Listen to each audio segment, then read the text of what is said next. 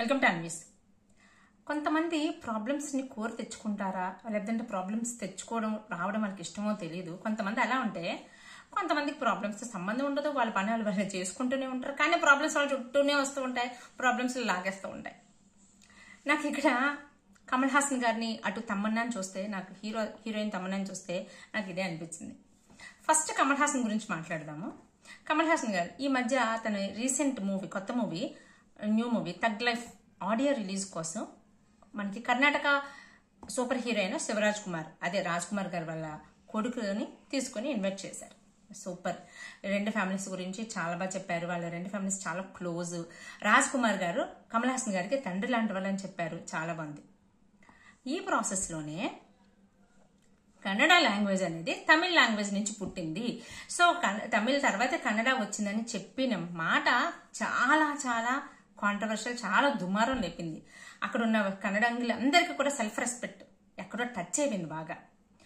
So ఎందుకంటే first of all రీసెంట్గా కన్నడలో లాంగ్వేజ్లో కూడా ఏమవుతుంది అని కన్నడ అంటే కర్ణాటకలో ఏం జరుగుతుందో అని మాట్లాడడానికన్నా ముందు కమల్ హాసన్ గారు అంటే ఈ మధ్యకాలంలో లాంగ్వేజెస్ గురించి ఎంత ఇష్యూ అవుతుందో మనందరికీ తెలుసు. ఈ మధ్య వారు ఇలాంటి ఇష్యూస్ అన్ని వచ్చి కొంచెం కామ్ అయిపోయారు. కానీ ముందు లాంగ్వేజ్ గురించి మాట్లాడమైనా, వాళ్ళ లాంగ్వేజ్ గురించి వాళ్ళు గొప్పగా మాట్లాడమైనా ఎవరైనా స్టార్ట్ చేసి అంటే అది తమిళనాడు నుంచే వచ్చింది. ఎలా వేరే లాంగ్వేజ్ నేర్చుకోవడానికి కూడా వాళ్ళు ఇష్టపడరు. ఒక ఇంగ్లీషు తమిళ్ ఉంటే చాలు, తమిళే ముందు, ఆ తర్వాత ఇంగ్లీష్, ఇలా ఉంటుంది వాళ్ళ సిచ్యువేషన్. అలాంటి లాంగ్వేజ్ జరుగుతున్నప్పుడు, లాంగ్వేజెస్ గురించి మాట్లాడుతున్నప్పుడు, ప్రయారిటీస్ వైజ్ మాట్లాడుతున్నప్పుడు కమల్ హాసన్ వాయిస్ గారు వినిపించారు. అలాంటి ఆయన వేరే లాంగ్వేజ్ గురించి ఇలా తక్కువ చేసి ఎలా మాట్లాడతారు అనే పాయింట్ రేజ్ చేసి విపరీతమైన ధర్నాలు చేస్తున్నారు. సో ఈ టైప్ ఆఫ్ సిచ్యువేషన్స్ కర్ణాటకలో కూడా చాలా ఎక్కువ పెరుగుతున్నాయి ఈ మధ్యకాలంలో. ఫర్ ఎగ్జాంపుల్ ఒకటి చెప్పాలంటే, రీసెంట్గా ఒక బ్యాంకులో ఒక కస్టమర్ బ్యాంక్ వచ్చాడు. సో ఆ బ్యాంక్ ఎంప్లాయీకి కన్నడ రాదు. సో వేరే లాంగ్వేజ్ ఇంగ్లీష్, హిందీలోనే మాట్లాడుతున్నారు, కమ్యూనికేట్ చేస్తున్నారు. కానీ అక్కడ ఉన్న కస్టమర్ కన్నడలోనే మాట్లాడుతున్నాడు. మాట్లాడమే కాకుండా నువ్వు కూడా కన్నడలో మాట్లాడి తీరాల్సిందే అంటే, నాకు కన్నడ రాదు, నేను రీసెంట్గానే వచ్చాను, అయినా ఇక్కడ జాబ్ చేసినంత మాత్రం నాకు కన్నడ రావాల్సిన అవసరం లేదు కదా అని చెప్పి అక్కడ ఎంప్లాయీకి ఆ కస్టమర్కి జరుగుతున్న ఆర్గ్యుమెంట్ రాను రాను అలా పెరిగి పెరిగి పెరిగి పెరిగి పెద్దదైపోయి పెద్ద వాళ్ళు కూడా రెస్పాండ్ అవ్వాల్సిన అవసరం వచ్చింది. ఆఖరికి ఆ ఎంప్లాయీని ట్రాన్స్ఫర్ చేసేవలసిన సిచ్యువేషన్ వచ్చింది. రావడమే కాకుండా ఎటువంటి ఇన్స్ట్రక్షన్స్ వచ్చాయంటే, ఎవరైనా ఇలా ఎంప్లాయీస్ జాబ్ చేసేవాళ్ళు, ఫర్ ఎగ్జాంపుల్ పబ్లిక్ సెక్టర్లో పనిచేసే వాళ్ళు ఎవరైనా ఇక్కడ ఉంటే మినిమం కన్నడ నేర్చుకోవాల్సిందే, కన్నడ మాట్లాడి తీరాలి అనే ఇన్స్ట్రక్షన్స్ కూడా పాస్ అయ్యాయి. సిచ్యువేషన్స్ అలా ఉన్నాయి అక్కడ. సో కన్నడలో ఉన్నప్పుడు, కర్ణాటకలో ఉన్నప్పుడు కన్నడ మాట్లాడాలి అని కొన్ని డిపార్ట్మెంట్స్లో అయితే వాయిస్ బాగా రేజ్ అవుతుంది. ఇలాంటి ఇన్సిడెంట్స్ ఇంక్రీజ్ అవుతున్నాయి.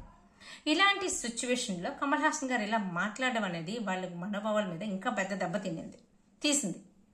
సో మీ లాంగ్వేజ్ మీకు గొప్ప, మీ మదర్ టంగ్ మీకు గొప్ప అయితే మీరు ఏదైనా చేసుకోండి. వేరే వాళ్ళ మదర్ టంగ్ గురించి తక్కువగా చేసి మాట్లాడే హక్కు మీకు ఎక్కడొచ్చింది?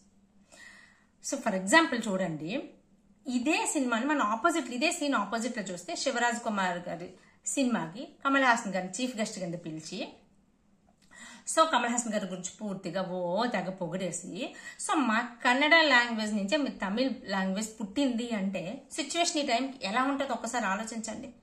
సో ఎవరిదైనా అంతే కదా, ఎవరి మదర్ టంగ్ వాళ్ళకి గొప్ప.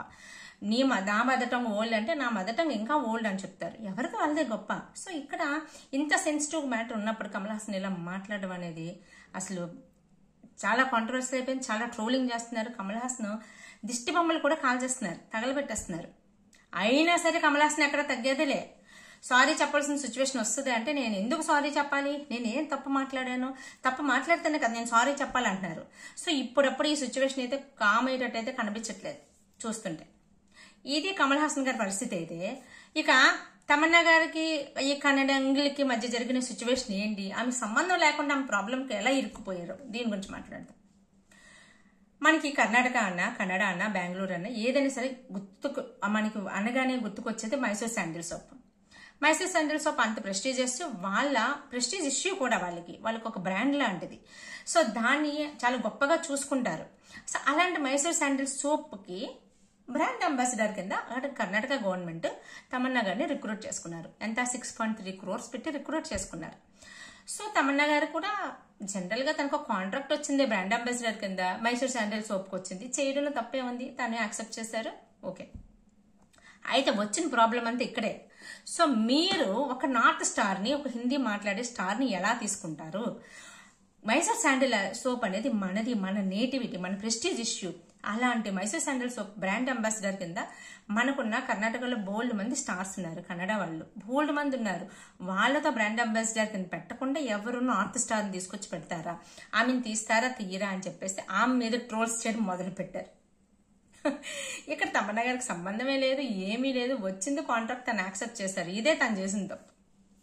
ఇదే కాదు, ఇక్కడ ఇంకోటి రీసెంట్ గా ఇంకోటి ఏమైంది, ఈ మధ్య మనం ఫాలో అవుతున్నాం కదా, ఈ మధ్య జరుగుతున్న ఇన్సిడెంట్ ఏంటి, సందీప్ రెడ్డి వంగ ఇంకా మన దీపికా పదుకొనే గురించి.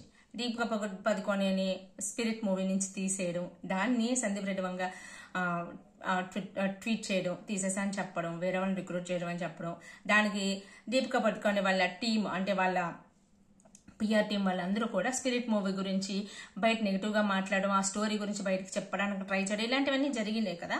సో ఈ ప్రాసెస్ లోని దీపికా పదుకొనే కూడా రెస్పాండ్ అయ్యారనమాట. రెస్పాండ్ అయిన తర్వాత Deepika Padukone one of the fans ఎవరో ఒక పాతది దీపికా పదుకొనే పోస్ట్ చేసిన ఒక పాత పోస్ట్ ఏదో వైరల్ చేశారు.